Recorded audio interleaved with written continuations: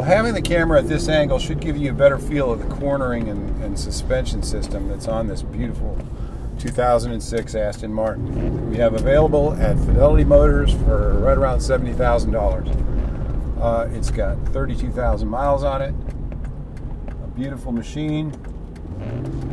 And hopefully we'll get a little clear road so we can see what the pickup and acceleration on the car will look like. Right now we're just going 35 miles an hour. I'm going to leave the car in standard mode, not sports mode. And we're coming onto the entrance ramp now. We are at 50 miles per hour. We'll see if we can do a little pickup merging into traffic.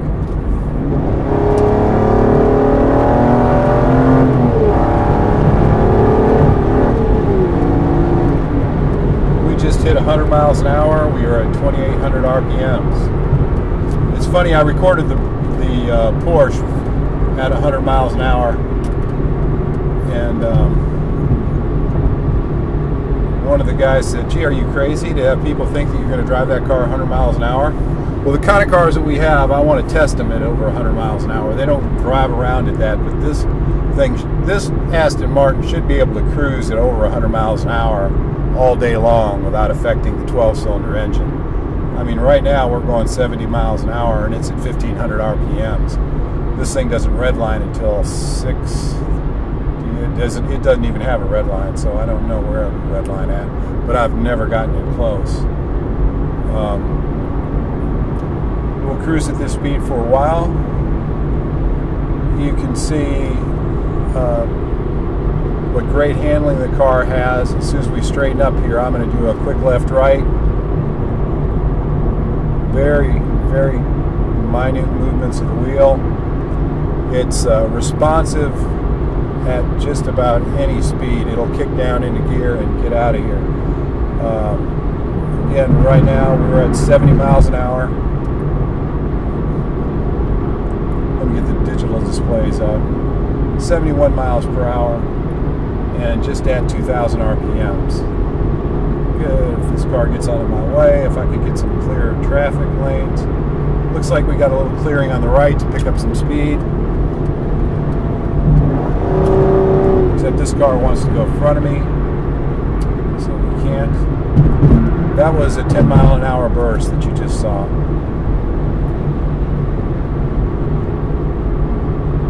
And I'm never flooring the engine. I'm just giving it a good little goose. Let's see if we can get around. Alright, we're at 76 and it looks like we've got an opening to take it up to about 100. It's now up to 80 miles an hour and I'm locked out again.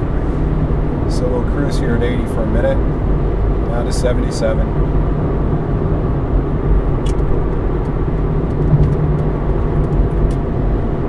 Okay, looks like we're going to have a lane open up.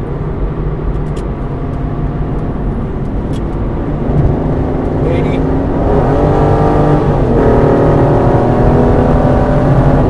100. 115. 3,000 RPMs and 115 miles an hour. Deceleration is great. We're back down to 96. 85.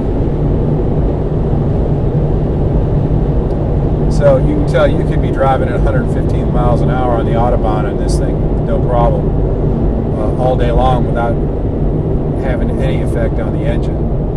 And now we're coming into a traffic jam. So we'll see if we can get around it to the left.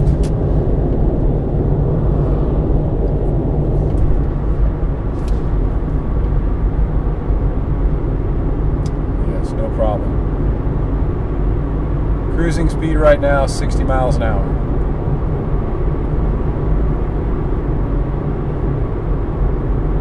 About 1,400 RPMs.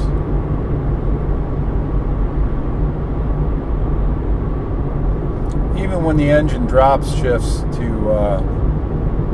pass, the RPMs they don't go over 4,000.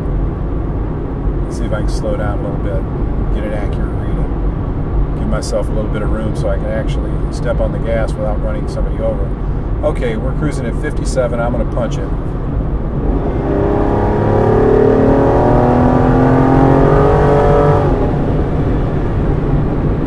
95, and it got to 6,200 RPMs in that little burst of speed.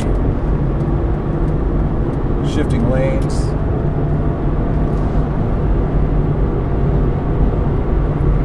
Cornering ability, I wish we had was just magnificent on this car. Suspension is tight. You can feel the road, but you definitely don't feel a lot of bumps.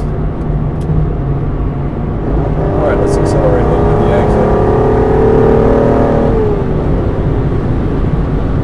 96 at 2,800 RPMs. And this is all an automatic transmission. Again, this has Triptonic Sport transmission that I could use to shift manually.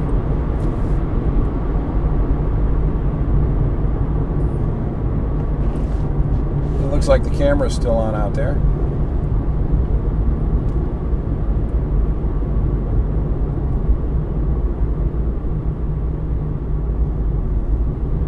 And it just glides. I mean, it just absolutely glides when you slow down. A telephone call coming in. I wish I had my own Bluetooth hooked up to this car, but no luck. Hello? Hey, son.